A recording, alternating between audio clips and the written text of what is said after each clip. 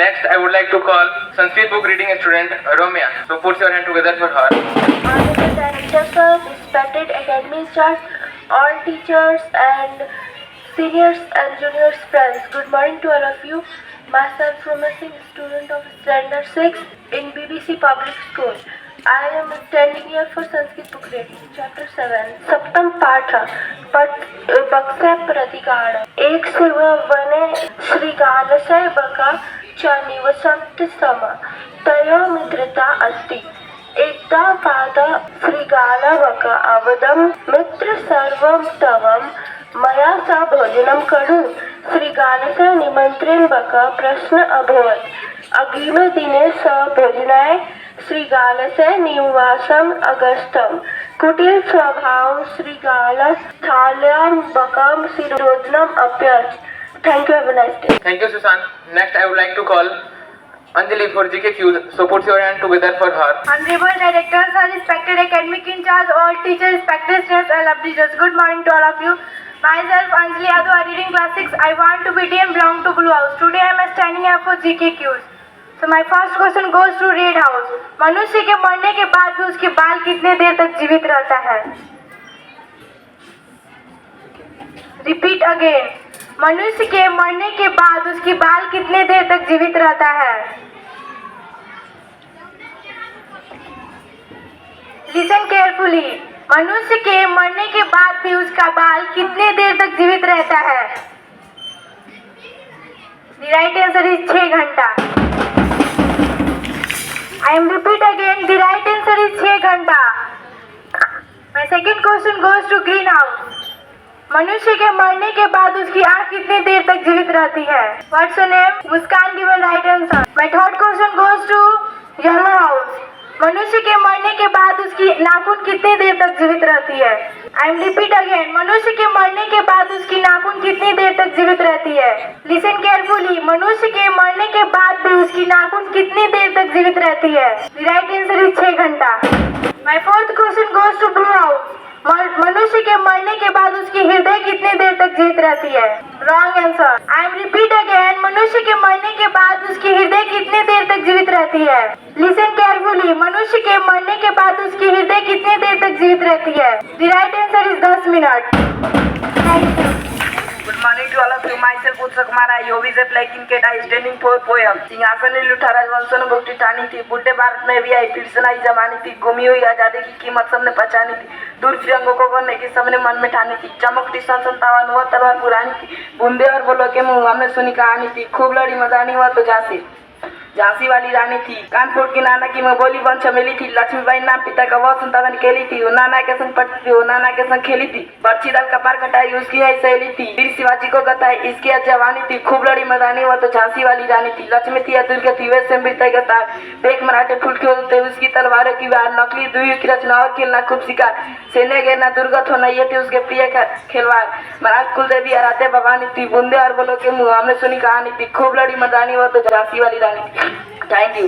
Next, I would like to call Urdu book reading student. Please come near the mic. So put your hand together for him.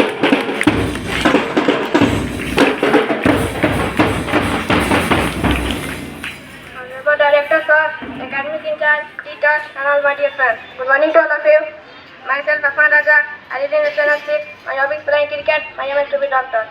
Today I am standing here for Urdu book reading. Chapter 2. चांद की कहानी. प्यारे बच्चों, आपने ये तो सुन ही रखा होगा कि इंसान चांद पर कदम रख चुका है. अब आपको ये मालूम कराए कि चांद कैसा है और इसका हमारी जमीन से क्या रिश्ता है. चांद और जमीन यूं तो एक ही खानदान से ताल्लुक रखते हैं. Thank you. Next, I would like to call.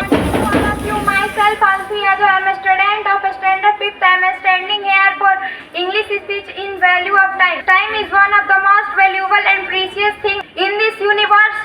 Also, we should utilize our time, our solvers and our lovers ones. Thank you. Have a nice day. Our most respected house in charge, Ramji sir, please come up on the stage. So put your hand together.